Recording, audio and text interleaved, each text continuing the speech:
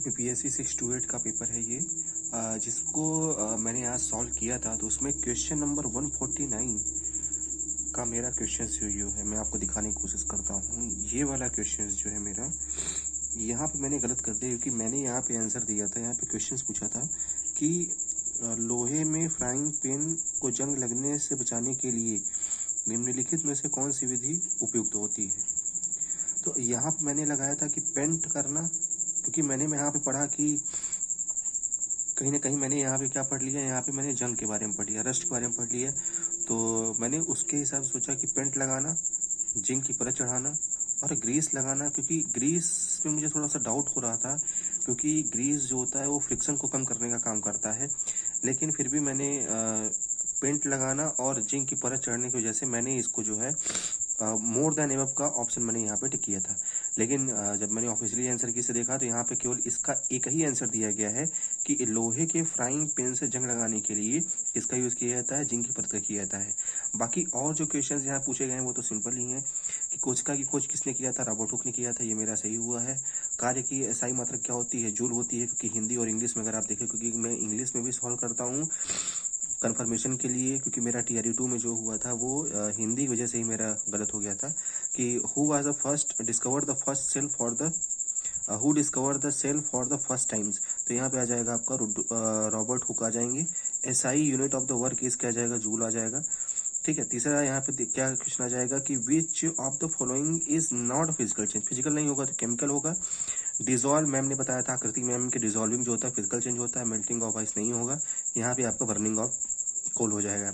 उसके बाद यहाँ पे दिया हुआ था which of the following is not a vector bone. तो वेक्टर बोन जो क्या करते हैं कि डिजीज को ले जाने का काम करते हैं। तो यहाँ पे हमें पता है कि डेंगू भी होता है और मलेरिया भी होता है। मलेरिया प्लाज्मोडियम से होता है और ये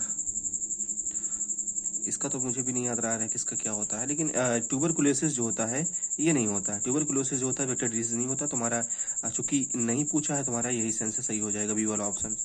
उसके बाद में जब मैंने और क्वेश्चंस को सॉल्व किया था कि what happen when light enter glass slab to air, इसको मैं जब सॉल्व करता हूँ कि जब एयर टू ग्लास में जाएगा, जब एयर टू ग्लास में जाएगा तो मुझे पता है कि नॉर्मल से जब हम इसमें नॉर्मल को ड्रॉ करते हैं तो चूंकि डेंस हो जाएगा, डेंस क्या नॉर्मल तरफ बेंड हो जाएगा।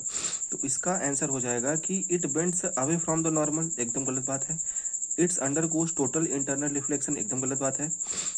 It bend toward the normal, ये करेक्ट आंसर है तुम्हारा, ये आंसर हो जाएगा। उसके बाद यहाँ पे ये मेरा वाला आंसर गलत हुआ था क्योंकि मैंने इसमें मोर देन एबव लगाया था। लेकिन इसका करेक्ट आंसर है applying a coating of zinc, ये इसका करेक्ट आंसर हो जाएगा 149 का। फिर यहाँ पे कह रहा है कि the acceleration due to gravity on the surface of the earth is approximately. तो अप्रोक्सीमेटली अगर पूछा है तो यहाँ पे 10 आंसर नहीं लगाना है, क्योंकि भले पूछा है अप्रोक्सीमेटली है लेकिन हमको इसमें एग्जैक्ट वैल्यू एनसीईआरटी दिया गया है 9.8 मीटर पर सेकंड स्क्वायर। तो ये हमारा आंसर हो जाएगा।